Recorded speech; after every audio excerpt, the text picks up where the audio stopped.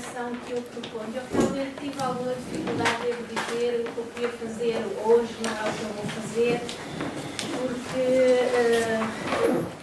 por razões exclusivamente minhas, o que eu queria fazer realmente era trazer muitos lá de literatura, como disse, sobre literatura, e eu queria que pudéssemos trabalhar muitos textos e a partir deles pensar aquilo que eu proponho, que nós está ali, vamos ver se eu posso pôr isto depois como se deve. A partir da literatura pensar questões feministas e sobretudo questões de inteligibilidade dos corpos. Uma vez que os feminismos ocidentais se desenvolvem a partir das questões do corpo, da diferença escrita no corpo, de diferenças várias inscritas no corpo, e eu creio que, nas muitas leituras que tenho feito de escrita de mulheres africanas de vários pontos da África, e eu comecei por trabalhar as Áfricas que não falavam português, porque era coisa que não se fazia aqui em Portugal, sempre naquela tendência de ler a lusofonia ou de ler as Áfricas na relação vertical com a metrópole, não percebendo as circulações regionais que há, a diversidade. Foi por aí que eu comecei, mas depois percebi que tinha muita dificuldade em pensar que línguas é que estariam acessíveis aqui. Desde logo eu não leio línguas locais, mas tenho acesso aos textos em francês ou em inglês, etc. Portanto, é muito complicado. E, portanto, reduzi algumas propostas a textos lusófonos já conhecidos, e depois também vejo que tenho aqui muitas queridas alunas com as quais algumas eu já trabalhei alguns textos e queria repetir de maneira que a coisa foi reduzida. Mas eu recomendo uma coletânea que eu já pedi para a biblioteca do SES, que se chama Women Life in Africa. São 4 volumes enormes.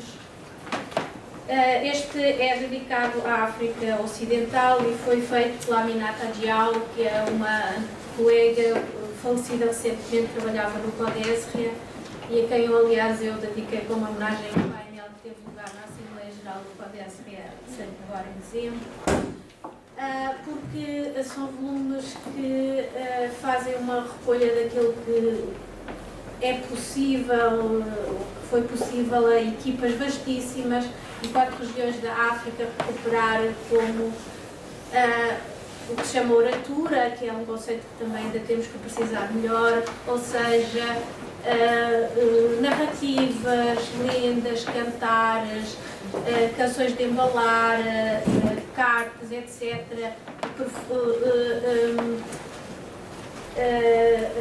Provérbios, ditos que acompanham ritos e que descrevem também a dimensão performática desta expressão de mulheres, e onde podemos encontrar muitas formas diferentes de estar no mundo enquanto mulheres, ou inclusivamente desfazendo aquilo que nós entendemos como mundo. Bom, cabe-me a mim, e parece que o primeiro conceito que nós vamos trabalhar hoje aqui do nosso professor, ou seja, cabe-me a mim partir da questão da linha abissal. E é um pouco, mas eu antes da linha abissal, só dizer o seguinte, isto não é assim, não sei o que é isto. Queria dizer que a minha apresentação hoje é dedicada a estas 2 mulheres, porque esta que aqui está, a Irene, a minha cunhada, faleceu ontem, e isto foi também uma das razões que tornou um bocado difícil a minha apresentação. Esta senhora é a minha sogra, esta senhora é a minha cunhada, e de alguma maneira a minha filha mais nova tem exatamente a cara desta tia que faleceu ontem, muito jovem, porque em África infelizmente morre-se muitas vezes sem saber porquê, isso tem a ver. E quando eu me apetecia falar aqui das mulheres, apetecia-me era falar da Madeleine e da Irene, com quem eu aprendi a olhar para estas coisas. Estou sempre a carregar. E agora sim, responder ao desafio de explicar a linha abissal perante o seu autor. Mas eu não lhe vou explicar a sua linha abissal, eu vou explicar a minha linha abissal. O que é que me interessa responder aqui ao desafio do nosso professor Boaventura? Não sei se quem está presente tem alguma noção, ou seja, eu preciso saber se até que ponto conhecem o conceito, mas o que me interessa do conceito são basicamente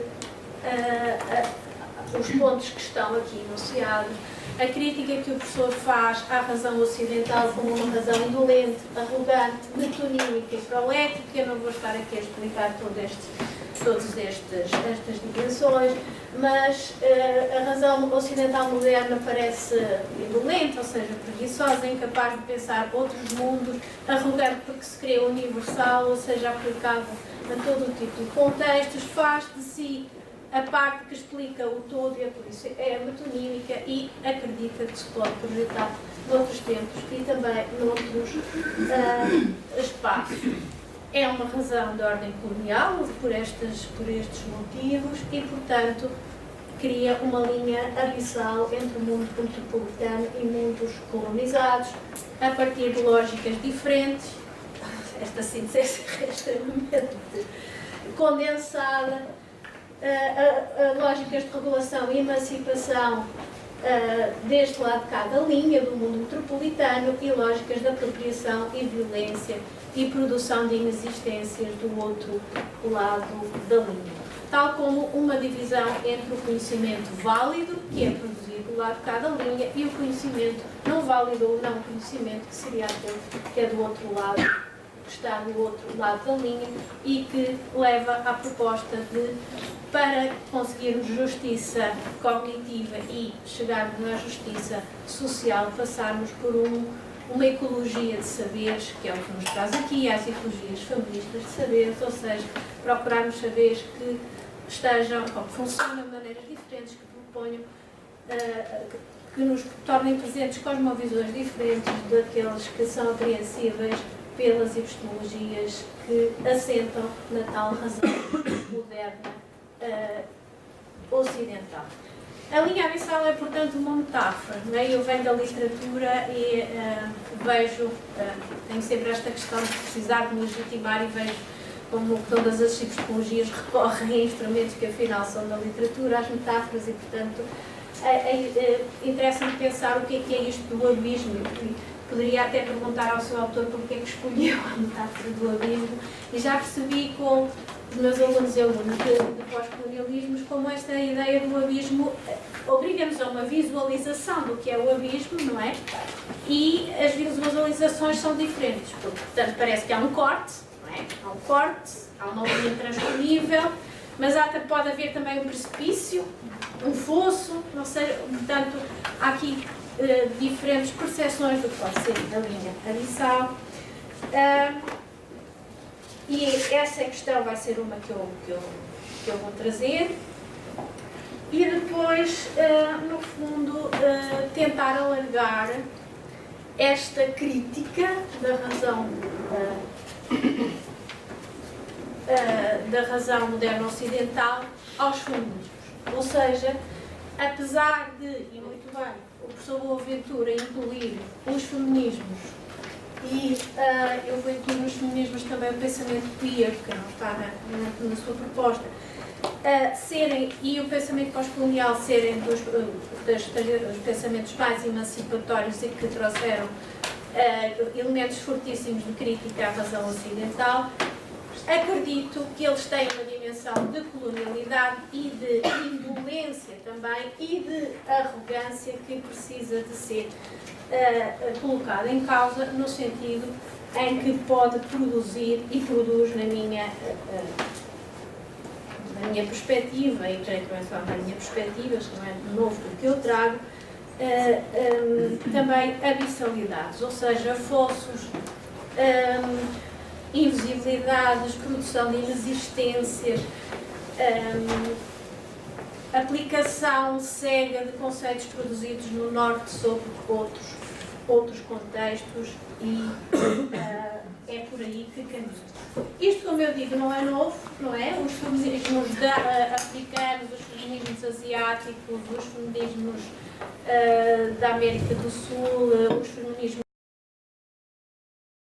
negros, procuraram e tiveram sempre como, já desde os anos 80, como prioridade descolonizar os feminismos, e agora caminha-se também para a descolonização do queer, portanto, contra a imposição de modelos de emancipação que são concebidos no Norte. A primeira questão que se colocou foi a crítica ao estereótipo da mulher do terceiro mundo, não é? A partir do texto de Chandra Mohanty, que também já é dos anos 80, que dizia que as mulheres, nomeadamente as mulheres do terceiro mundo, seriam sempre as mulheres presas à sua cultura. Este é um conceito que me interessa, porque eu vou trabalhar com as questões da cultura. Presa à sua cultura significava sempre atrasada, ignorante, rural, primitiva, irresgatavelmente subjugada a um patriarcado que não sabe bem qual é que era e como funcionava, mas e que reclamava, obviamente, a intervenção do Norte, que teria sempre a mesma,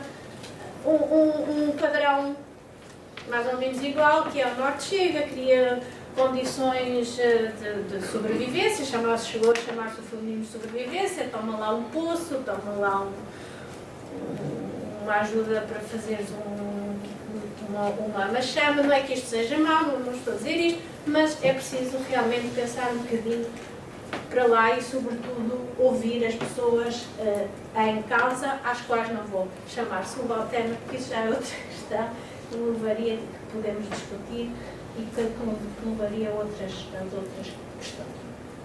Ora bem, nestes discursos do Norte, como eu disse, há sempre, e sobretudo quando estão em causa as mulheres, e vocês devem notar muito isto quando se fala em mulheres muçulmanas, quando eu falo a partir da África, e tratando a África Ocidental, eu trabalho sobretudo com mulheres muçulmanas, que muitas vezes não são reconhecidas como tal, porque as muçulmanas são vistas como as do Norte da África, e não as negras, como aquelas que produziram estes panos que estão aqui. É a ideia da cultura. Ou seja, uma opressão enraizada na cultura, e a cultura é vista como um bloco rígido, inamovível, que vem da origem, da ancestralidade, por isso está lá. E não é por acaso que eu estou aqui a trazer estes conceitos da ancestralidade, porque eles aparecem muito nos feminismos de hoje, e vamos ter que ter muito cuidado com eles, também quando falamos em epistemologia do Sul, é que isto apaga o que está por trás. É que a cultura é uma construção também nas suas linhas, nos seus repertórios simbólicos, nos seus alinhamentos das codificações de género, que eu vou ter que ter muito cuidado com as palavras, e camufla os regimes de poder que estão por trás. Ou seja, estou cansadíssima, estive a semana passada em Atenas a ouvir gente de um projeto europeu a dizer porque as culturas muçulmanas negam os direitos das mulheres. Para já não há culturas muçulmanas, há culturas islâmicas, mas não é isso.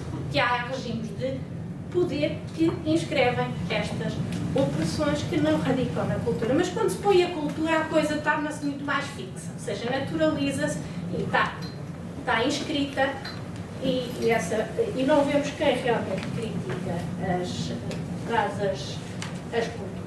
Portanto, interessa-me pensar e usar muito fortemente uma dimensão pós-estruturalista da cultura, percebendo que a cultura é uma coisa mais dinâmica, mais movente, mais porosa, mais cruzada, mais entretecida. Ponham aí tudo o que há de dinâmicas, de cruzamentos, de encontros, de desencontros que se pode usar. E aí a questão do abismo, professor, vou começar a meter consigo, porque o abismo para mim é mais uma zona de fronteira muito movente e muito cruzada, e portanto eu tenho dificuldades em pensar ali uma linha.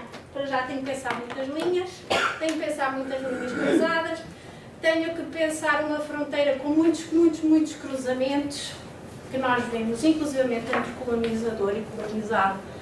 E creio que a ideia do abismo provoca, assim, uma invisibilidade sobre essas negociações, essas resistências, essas formas de estar que não são apenas voz, e que é preciso, e que nós vemos quando olhamos para a cultura como esta coisa removente.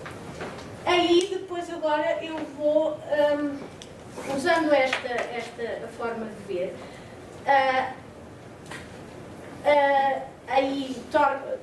penso que a crítica do professor Boaventura se contradiz um bocadinho, uma vez que diz, bom, então nós estamos a criticar epistemologias de base categorial, porque pensar a cultura como estes cruzamentos provoca a derrocada das categorias, não sei se me faço entender, ou seja, eu não posso pensar o género como uma categoria que tem uma separação das questões de classe, das questões de raça, por exemplo, ou seja, estas categorias são produzidas no mundo ocidental e podem não existir ou podem ser entendidas de outras maneiras, ou eu tenho que arranjar outro aparato epistemológico e até de linguagem e terminológico para apreender outros conceitos. E agora vou-me meter com a Joacim, que é uma feminista interseccional, e vou-lhe perguntar se a interseccionalidade é suficiente. Para mim, não é.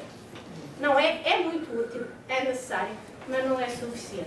Porquê? Porque ainda é uma epistemologia de base categorial que separa primeiro as condições de opressão para depois poder agregá-los. E isto para mim é problemático, porque na cultura não é possível, na construção das subjetividades não é possível dissociar estas questões e os textos, a literatura torna isso muito claro. Para além de que estas categorias que aplicamos já foram suficientemente, digamos, criticadas na própria teoria feminista africana. Reparem, eu não quero dizer que elas não sejam aplicáveis por quê? Creio que fazer epistemologias do Sul não pode ser cairmos no erro de estetizarmos ou de idealizarmos ou mitificarmos um qualquer passado pré-colonial que existiria ou teria existido. Isso seria, em todos os momentos, uma invenção. Não pode ser. Portanto, há questões que podem e devem ser tratadas de forma comum, com receitas do Norte que podem ser aplicáveis com as necessárias adaptações, envolvendo sempre as interessadas, ou as interessadas como principais agentes, mas justamente porque a colonização existiu, não é possível apagá-la. É preciso perceber as complexidades dos processos. Quando enfim a Madiumi, este livro também já é antigo, já é mais que citado, nos diz que nos escreve este livro, o que é que ela está a colocar em causa? A forma como entendemos as questões de género, a forma como entendemos o sexo, a forma como entendemos a sexualidade. Nós estamos sempre a falar de heteropatriarcal, ou seja, reparem como a própria noção de heterossexual, homossexual, ou a sexualidade no cerne da definição dos binómios e das dicotomias, que são as tais que estruturam o pensamento ocidental e que têm que entrarem derrocadas, estão também em causa. Portanto, se ela nos diz que nestas sociedades africanas a sexualidade não é o ponto que ordena as identidades, e realmente a heteronormatividade é que permite pensar o masculino e o feminino e a sua relação, isto diz-nos, eu não sei se é verdade, ela está a falar de sociedades pré-coloniais e pode haver aqui um tal elemento de reconstrução, não me interessa que seja verdade ou não, interessa-me como possibilidade e como elemento que eu preciso para pensar para além destas categorias. Tal como o Yaron Keoemumi, também é outra referência clássica e que me diz aquela citação que está em cima, foi feita nesta conversa, aquela fotografia só para mostrar que eu sou muito importante e conheço a e portanto diz assim: I never talk about race, it doesn't make sense in Africa. É claro que isto é um exagero, faz sentido falar de raça em África, mas não é isso que ela quer dizer, ou seja, quer dizer que as questões se articulam de outra maneira. A segunda citação é de um livro que eu vos dei, está na plataforma, que é um dos mais recentes dela, que ela pergunta de que género é a maternidade. Quer dizer, e que é absolutamente provocatória no sentido em que ela diz que desloca a maternidade de questões de corpo, de questões biológicas, de questões de cuidado, para se colocar numa definição de espiritualidades que será conhecida das pessoas ligadas às religiões que no Brasil se chamam de matriz africana, Yorubá e outras, porque é o sistema, basicamente, que ela descreve. Bom, aí vem o papel da literatura, e porque é que a literatura me serve, eu nem sei quantas horas são, estou dentro do tempo, não estou, chefa. Ela não gosta que eu chame, sempre estou dentro do tempo. Bom, o papel da literatura. A literatura é que foi colocada ou aparece dentro da teoria do professor Boaventura, que hoje já estiver errado, professor. Mas como e é produzido pela modernidade como um dos conhecimentos não válidos. Ou seja, a verdade é a ciência, não é? A literatura não é conhecimento. A literatura é outra coisa. Era para mulheres, no fundo, era aquela coisa, não é? É para pôr lá sentimento, é para pôr lá emoção, etc. Os homens pensam, ou seja, havia aqui uma codificação de género, mas não é conhecimento. É o estético também, porque é o domínio que se cria como apolítico. Ou seja, aquele que, apesar de ter sempre havido literatura de intervenção, ou seja, aquela literatura que se quer política, ela é sempre o domínio que pode coexistir sendo inofensivo em relação ao mundo real, que é onde se move a política, é onde se move a economia, é onde se movem as coisas que realmente têm importância. E portanto não era conhecimento. E nós sentimos isto, quem trabalha em literatura sente isto até hoje, ou quem trabalha nas culturas, não é? Porque obviamente nem sequer dinheiro para os nossos salários nós temos, mas essas questões mostram-nos justamente isto. Mas é importante trazer a literatura como conhecimento válido, na sua especificidade. Ou seja, é preciso também ter muito cuidado, e isto faz-se aqui, e eu, pelo que vi das vossas apresentações, a maior parte das pessoas não vem dos estudos literários. A literatura não é um documento sociológico. Não é como documento que devemos tratar a literatura. A literatura tem que ser tratada com a especificidade de uma criação artística. No entanto, tem elementos que carregam elementos, ou seja, tem uma densidade, tem uma pluristratificação, consegue trazer muitas vozes cruzadas, a polifonia da literatura, a própria dimensão compositiva, formal, que nunca é dissociável, digamos, de uma dimensão de conteúdo, permite-nos aceder às complexidades destas subjetividades e destas culturas que são moventes, que são encontros, que são dinâmicas, etc., de uma forma que me parece muito mais rica do que um pensamento categorial. O meu problema ainda, que é um problema metodológico que eu ainda não consegui responder, é como é que eu vou ler esta literatura sem usar as categorias que para a própria literatura e para o próprio estudo da literatura ainda vêm do pensamento ocidental aplicado à criação literária ocidental. E isso é um problema que eu ainda não consegui resolver. Que tento, mas não consigo, porque há muitas outras questões por meio, portanto essa ainda vai ser uma questão metodológica que eu tenho de resolver. Porque quando eu falo de géneros literários, os que eu tenho não me servem.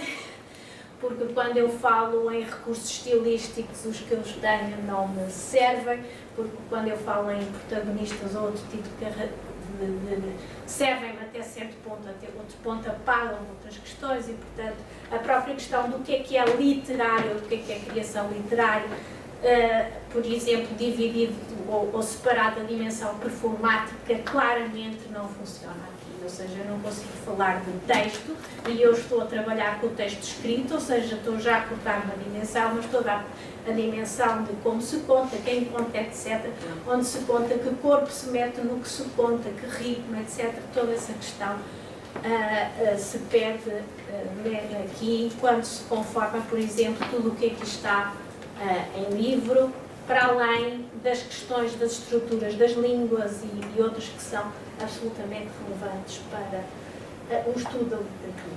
No entanto, eu acredito que a densidade da expressão estética me permite ter acesso a outros saberes. E pensar um bocadinho o que pensam feministas como Silveta Amália Abá, que é, e é isso que me parece importante nos feminismos que trabalham contextos não ocidentais a partir das ecologias de saberes, que é as dinâmicas endógenas da cultura. E por isso eu também vos sugeri o texto da Silveta Amália, que não tem nada a ver com literatura, mas que fala da cultura face à linguagem dos direitos.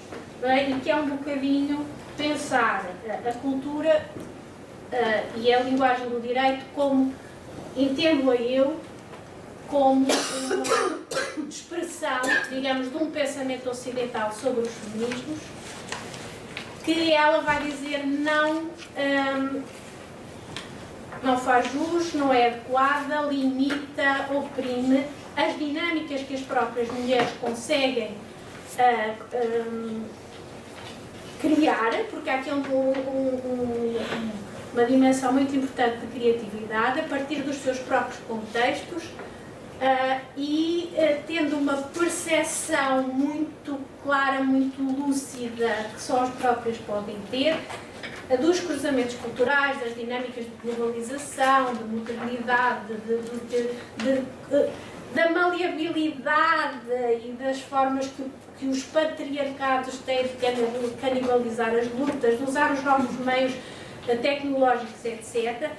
As próprias mulheres têm essa habilidade de trazer, digamos, a sua forma de estar na cultura, de entender a cultura, de entender os repertórios simbólicos e empurrá-los e transformá-los e sem os perder,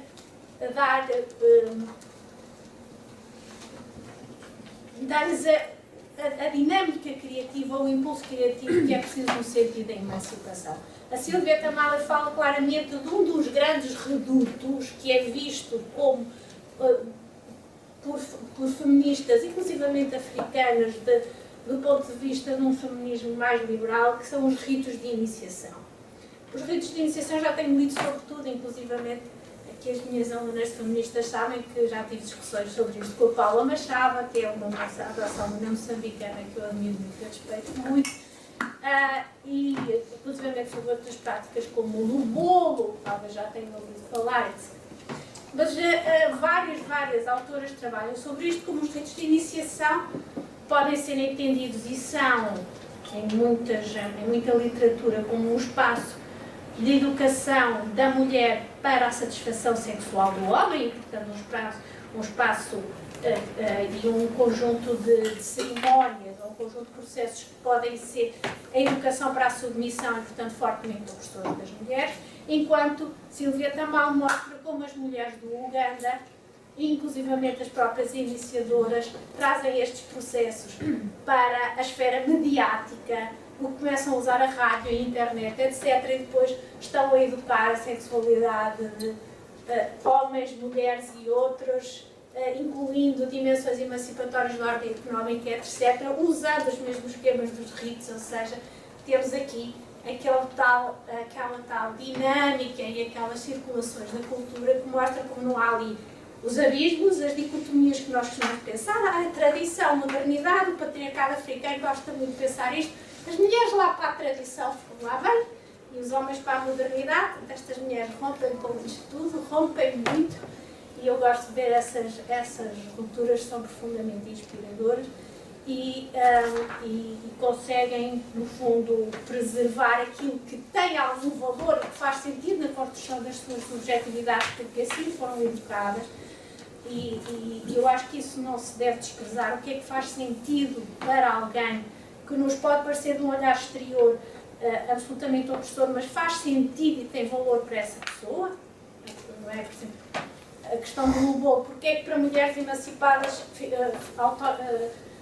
autónomas financeiramente, continua a fazer sentido ter um lubolo, né? Aquele preço que se paga, o bride price, como se costuma dizer. Porquê e como é que isso pode ser pensado? E eu acho que a narrativa, a literatura, sobretudo nesta dimensão da narrativa, permite pensar as subjetividades e, portanto, transcender o pensamento categorial, e essa divisão se torna absolutamente útil para isto. Outra referência que trago aqui é a Amina Mamá, que também pensa um bocadinho neste sentido de superar essas cristalizações do que é o africano. Bom, eu creio que estou a chegar ao fim do meu tempo, não é, Teresa? Como é que eu trago isto depois para a ideia do corpo? E são questões que ainda tenho que resolver. Deixem-me só situar aqui o meu papelinho. Bom, a ideia do corpo torna-se inevitável quando pensamos nos feminismos e quando pensamos a psicologia de saber. aplicados aos feminismos, porque o corpo realmente foi colocado pelo pensamento ocidental como a sede da produção da diferença. E esta é a primeira coisa que eu acho que temos que pôr em causa. Se noutros contextos é o corpo a sede da produção de diferença. Com isto eu estou a falar na diferença, como disse, nas diferenças de género, homem-mulher ou outro tipo de corpos, identidades sexuais, identidades de género, como queiram chamar, as questões da raça e da cor da pele podiam ser percebidas de outra maneira, não é? Podíamos não ser a branca e a negra que estamos aqui ao lado, mas podia ser a alta e a baixa, ou outra coisa qualquer, a esquerdina e não sei. Ainda estaríamos a pensar no corpo, ou podia ser outro tipo de organização social qualquer, tal como aquelas que nos mostram como possibilidade, diria eu, a Amadionia ou a Yaumi. Portanto, outro tipo de organização social que nós vemos nos textos literários, que não arrumam, que não inventam as mulheres, como diz o Abel ou a Yaumi, ou seja, que não põem mulheres para um lado, mas porque em que as opressões por um lado e as solidariedades por outros se ativam em eixos muito mais complexos. Portanto, a primeira coisa justamente que eu queria pensar é porque é que, se não temos que pensar para além do corpo, no sentido em que a organização social pode não se basear numa produção de diferença, desde logo, e numa produção de diferença assente no corpo. O discurso ocidental tem esta coisa muito, este aspecto que eu acho que é comum, no fundo, ao pensamento colonial e ao pensamento patriarcal, que é do subalterno. Não gosto deste conhecimento, no caso do sexismo, digamos, as mulheres, no caso do pensamento racista, os negros, desontologizar o corpo, esvaziá-lo de sentido para depois se tornar numa superfície de inscrição que é sobrecarregada com códigos simbólicos de materialização de algo que se torna só corpo. Isto é preciso lidar com isto, mas eu acho que é preciso ir além, porque nós percebemos como conceitos como a própria identidade ou subjetividades, o indivíduo coletivo, questões do direito, questões do privado, do público, do tempo e do espaço, da vida e da morte, da dor, da saúde, da doença, da violência, da sexualidade, do prazer, é bem por aí por diante. Reparem, tudo isto tem articulações do corpo, são questões que são tratadas pelos feminismos, mas possuem inteligibilidades outras, noutros contextos, que temos realmente que perceber, e é aí que a literatura me abre portas de conhecimento. Por exemplo, coisas que eu vou detectando na literatura, aí é que eu gostaria de ter feito o trabalho ao contrário convosco, ou seja, pegarmos nos textos e chegarmos aqui, mas questões que certamente são comuns a outras culturas que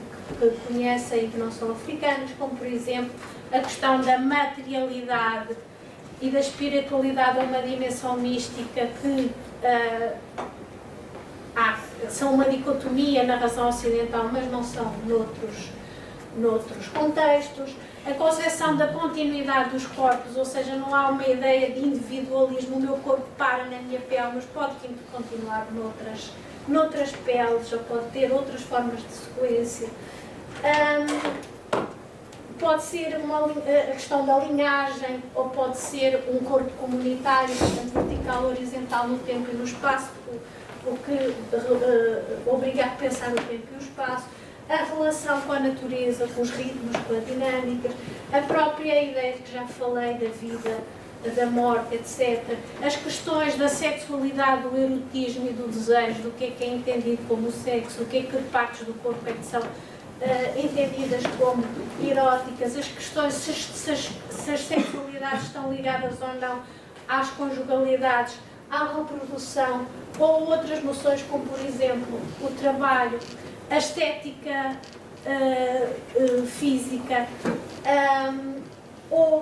e esta é o meu grande dilema, eu quando vim preparar este seminário, que como disse resultou diferente do que eu queria, percorri 4 volumes disto, para além de todos os romances que eu já tinha lido, e não sei o que, à procura de questões sobre o corpo, e depois pensei, não, eu estou a fazer ao contrário, ou seja, eu não quero pensar para além do corpo, estou aqui só a procurar coisas que falem do corpo. Ou seja, nós estamos à procura, estamos a tentar enfiar o corpo às vezes onde ele não está. E essa vai ser um problema que eu tenho que resolver a partir dos textos, justamente quando a Euronking nos fala que a maternidade não é um conceito de metagênero, porque ela consegue dissociá-lo do corpo. Reparem, eu não quero estar aqui a dar as ideias da Oiron, cada uma, como certas, eu quero salvar muito isto. Eu uso-as como uma possibilidade, porque, como eu digo, as opressões sobre os corpos das mulheres em contextos africanos são muito reais e são muito duras e são muito violentas, e portanto também não é uma questão que possamos descartar. Ou seja, a minha ideia é potencializar as formas de emancipação, conseguindo compreender nas expressões literárias como é que isto é vivido, como é que isto é sentido, de formas outras em que uma receita única vinda do norte se torna opressora. Ou seja, possibilidades, abertura de vias diferentes. E não, como eu disse, uma estetização ou uma mitificação de um pré-colonial que pode ele também ser inventado, não no sentido de desonestidade intelectual da investigadora, claramente, mas como uma leitura. Aliás, as obras da Oiron foram bastante criticadas por outras nigerianas e por outras mulheres também iorubás e igbos, e portanto é preciso ter cuidado com isso. Agora trago apenas, e acho que para concluir, umas referências muito clássicas da literatura, mas que eu acho que ainda são translidas, justamente neste sentido, e que eu gosto de recuperar, mas serão talvez conhecidas da maior parte das pessoas presentes, ou de algumas das pessoas presentes, mas que eu acho que é preciso ainda recuperar, porque elas dão-nos as pistas. Ou seja, eu ainda estou só na fase em que eu, quando leio os textos, ouço um sininho, rings a bell, não é? Há aqui qualquer coisa que eu não percebo, há aqui qualquer coisa que me provoca um estranhamento. E por isso é que eu, alguns no slide anterior, acho que não falei, proponho como única metodologia, a única metodologia que eu consegui chegar, o que eu chamo um encontro empático com o texto. Ou seja, o professor propõe, a certa altura, como pressuposto para as ecologias de saber, um momento de ignorância. Eu, perante a literatura, proponho esse encontro empático, ou seja, quero encontrar-me com ele, despir-me, não sei como é que faço isso, mas encontrar-me com o texto, para me despir das categorias que eu trago e deixar-me levar por ele, interpelar por ele. Seria a dimensão performática aqui, seria absolutamente chave. Mas já que eu tenho de trabalhar com a literatura e como sei, eu vou deixar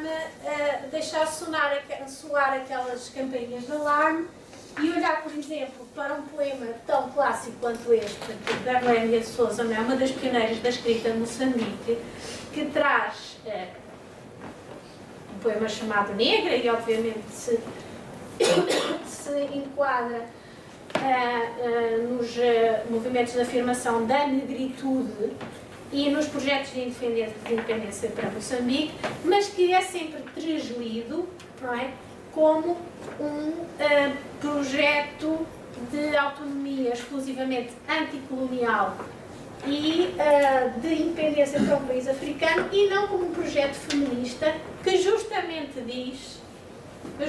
diz a forma como vocês, e ela está a falar de gente estranhas de outros mundos, portanto provavelmente está-se a dirigir ao colonizador, gente estranhas com os seus olhos cheios de outros mundos, quiseram cantar teus encantos. Teus encantos, presume-se que seja da negra que aparece no título. E como esta negra é corporizada de diferentes formas, para depois a Noémia de Souza nos dizer, em seus formais cantos rendilhados, foste tudo negra, menos tu. E ainda bem. Há qualquer coisa que ela diz que eu não sei o que é, mas que não está nas formas de corporização em todos os motivos literários, não é? Que foram usados para materializar esta negra. E depois ela fala em sangue, nervos, carne, alma, sofrimento. Há aqui outras dimensões físicas e há aqui dimensões emotivas que ela considera que não estão presentes nos cantos. E, portanto, é preciso resgatar, e essa é uma tarefa que eu acho que temos que fazer, por exemplo, toda esta poesia destas pioneiras que foi translida como um projeto que foi incorporado no masculino e cuja dimensão feminista e dimensão de inteligibilidades outras do próprio projeto de independência foram completamente apagadas. Isso está por fazer e seria preciso fazer a partir desta chave. Foste tudo negra, menos tu. Depois Ana Paula Tavares, ou seja, obviamente também a poeta mais conhecida da Angola e da atualidade, não é? E que diz também justamente o mesmo, como eu trouxe 3 poemas que eu acho que trazem sobretudo um apontar do dedo e dizer não, isto não é assim, aquela coisa de dizer alarme, isto não é assim, vamos ler de outra maneira, porque ela diz assim, fala para um tu e diz desossaste-me. A violência disto,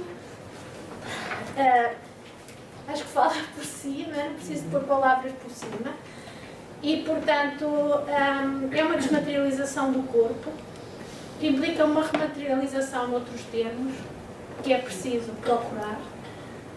Estes poemas foram incluídos já pela Rita na plataforma e portanto podem dar uma olhada. Ela fala para alguém que diz, tu escreveste no teu universo, ou seja, aqui uma apropriação de alguém para um universo, para uma epistemologia, para uma lógica, para uma forma de apreensão, para uma linguagem, que é sempre uma amputação, repare, que ela diz, como uma ferida, como uma prótese perfeita, maldita, necessária. Algo que a anula porque diz, conduziste todas as minhas veias para que desaguassem nas tuas sem remédio. Esta interpelação acho eu que é de uma dor e de uma violência tremenda. E depois vocês vão ler tudo o resto. Há ali um voo em maiúsculas que significa que este sujeito poético, que será feminino, penso eu, vai recuperar os seus termos de enunciação. E por fim, desta poeta que é pouco conhecida, só tem um único livro publicado, Ana de Santana, mas também uma questão,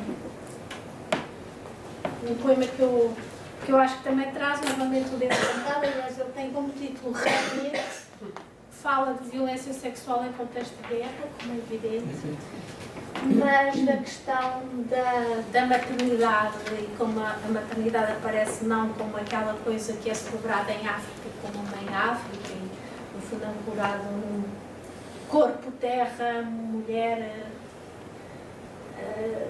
todo um conjunto de mitos que nós conhecemos das literaturas masculinas e que ela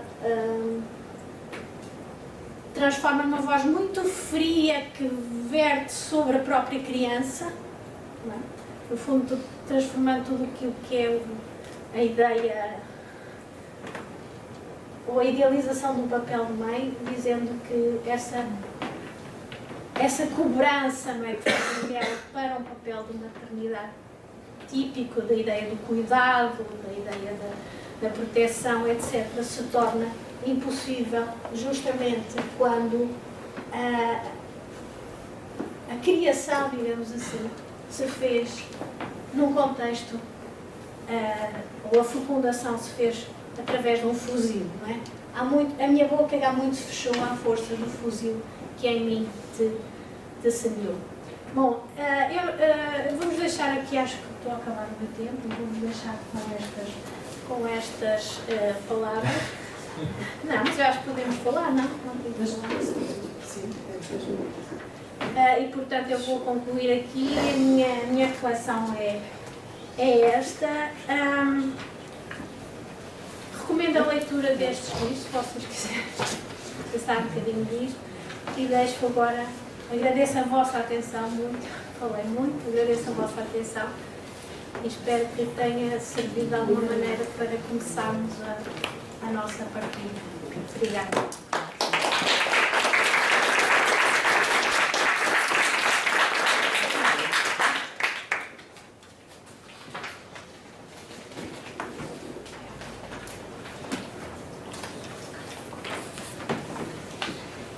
Temos até às 11h15 para diálogo, depois segue-se uma pausa, para começarmos às 11h30, tá bom? Estejam à vontade.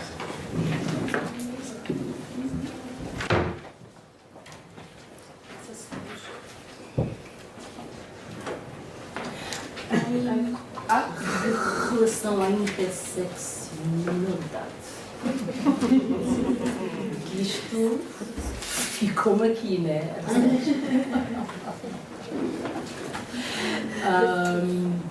Há alguma outra sugestão metodológica para se analisar os estudos, não é? Que tenham, digamos, um olhar e um enfoque nas várias dimensões, não é? Nomeadamente a origem dos indivíduos, as suas habitações, classe social, se é homem ou mulher, se é bissexual, bissexual, etc, etc. Há alguma outra forma, não é? Digamos assim.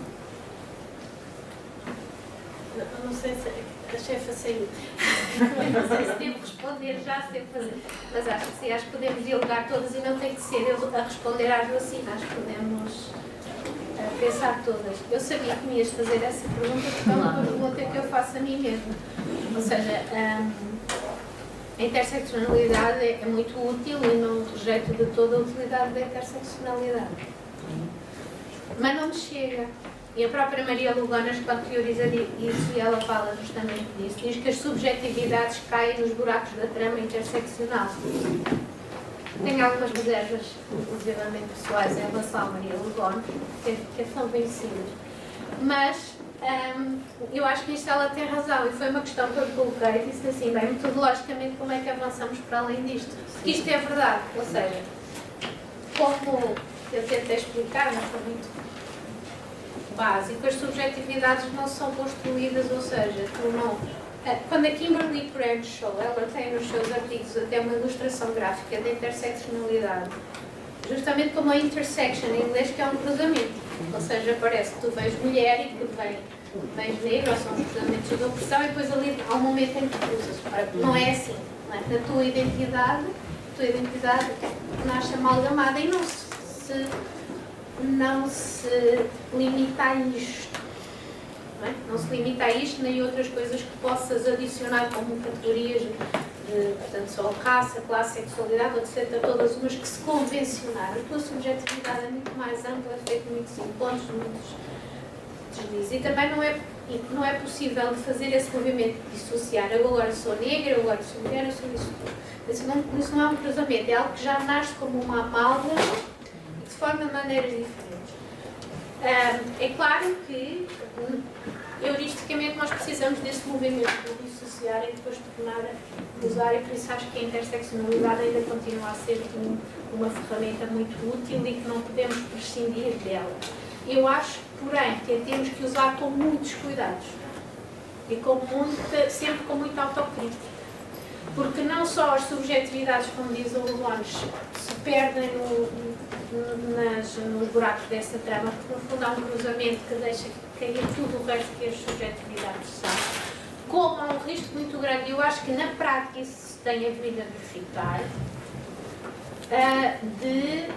e a interseccionalidade é usada sobretudo nos contextos diaspóricos.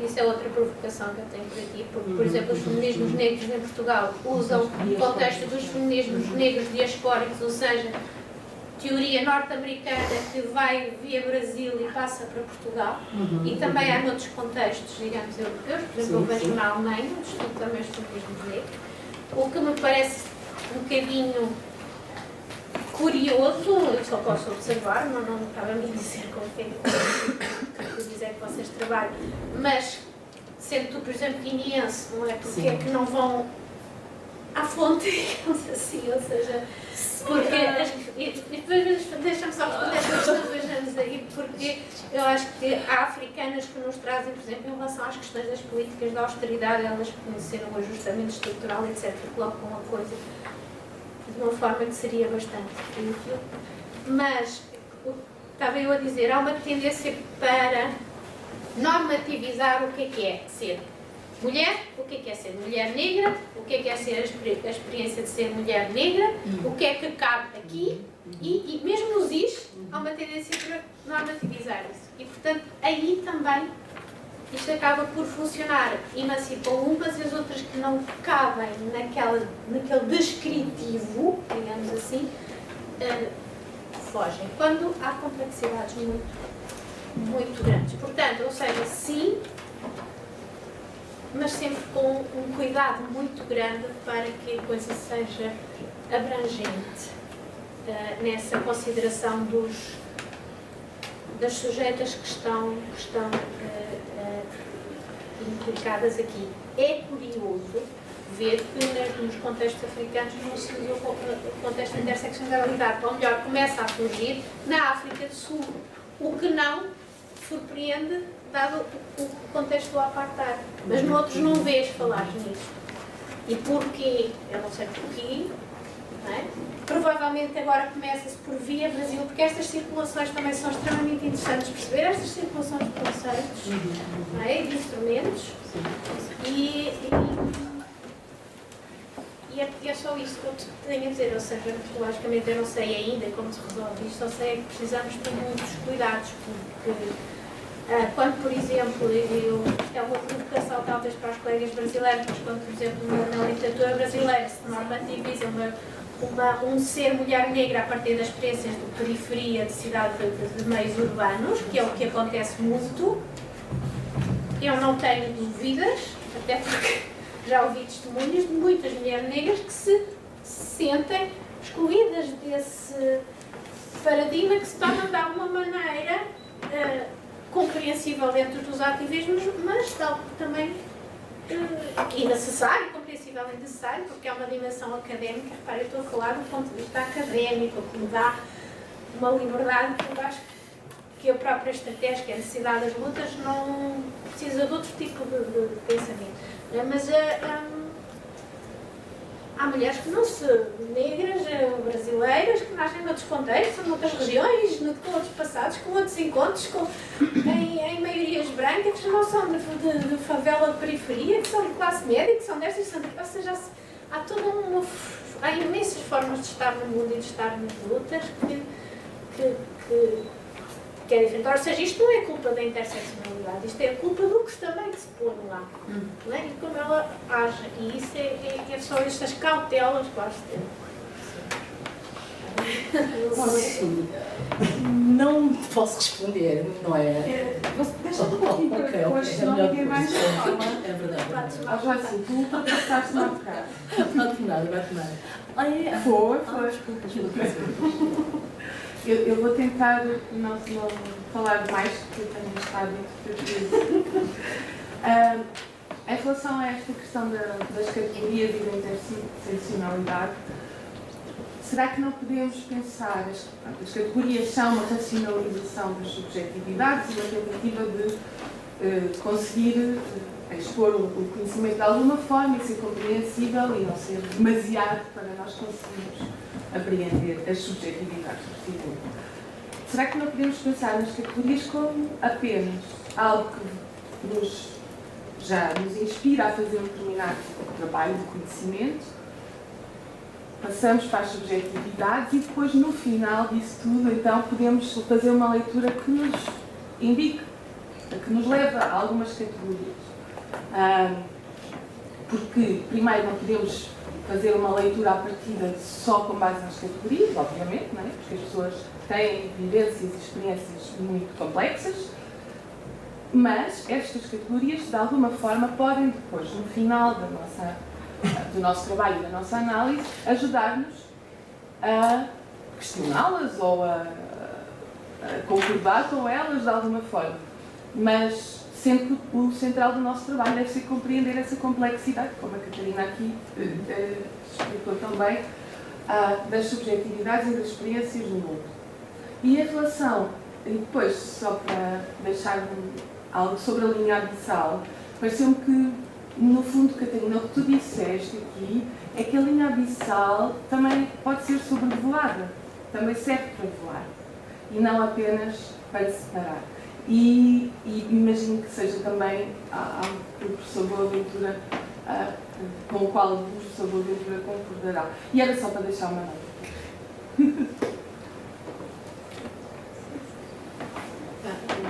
Tenho aqui, estava a ouvir com muita atenção, também ando perdida nessas categorias.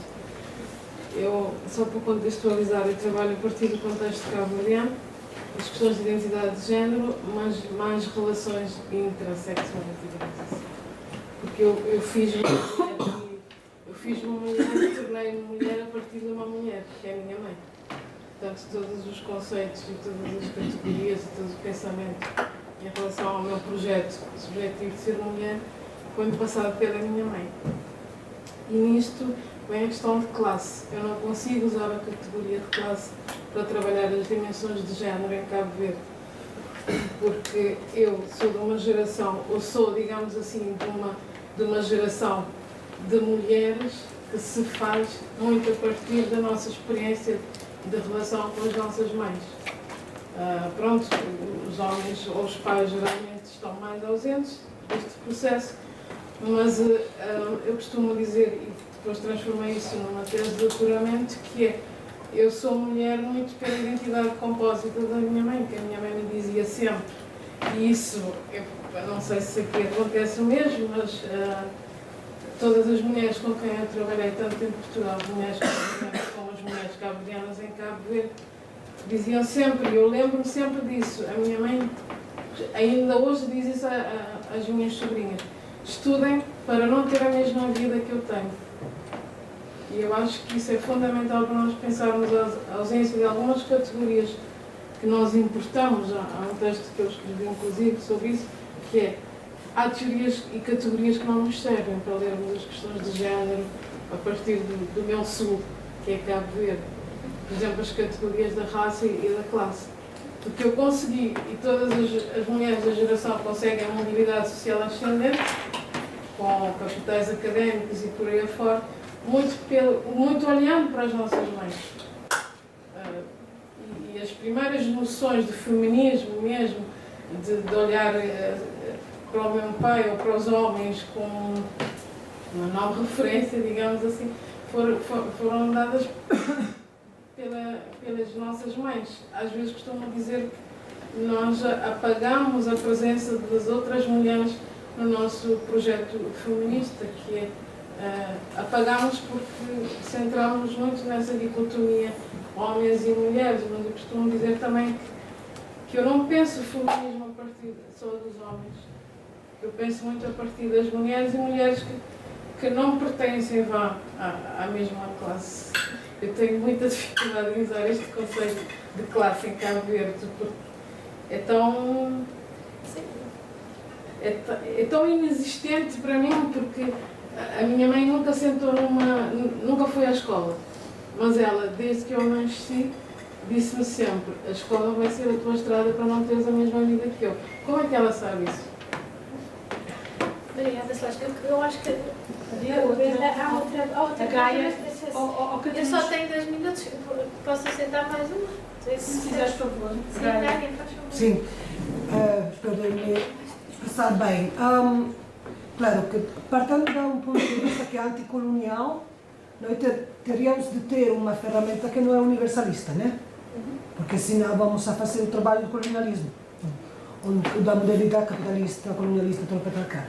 E então, interseccionalidade é uma ferramenta, é um instrumento que temos que tem de ser historicamente contextualizado cada vez que utilizamos. Sim. Então está feito de materiais simbólicos que são muito diferentes de acordo com o contexto, primeiro. Segundo, eu pessoalmente trabalho com interseccionalidade para entender como trabalha o poder. Como o poder simbólico e material se reproduz as relações de poder. De outra forma, a interseccionalidade é também um movimento subjetivo. Estou a falar da Jasbir Puar, que não fala, que fez uma crítica muito interessante, claro, diaspórica. Ela é indiana, mora nos Estados Unidos, mas ela disse, frente à guerra ao terror, o que é que aconteceu com a guerra ao terror? Que a interseccionalidade foi utilizada para aprender os subalternos e subalternas da guerra ao terror. E então, o racial profiling vem da interseccionalidade. A ciência demográfica utiliza a interseccionalidade. Então, significa posicionar dentro das relações de poder, através de diferentes perfis, ou como o corpo está lido, às pessoas. Ela disse, utilizamos assemblagens para entender como a gente subjetivamente, como as pessoas subjetivamente recombinam diferentes fatores, que não são só a classe, o género e a raça. São muitos mais, porque depende da vida vivida das pessoas.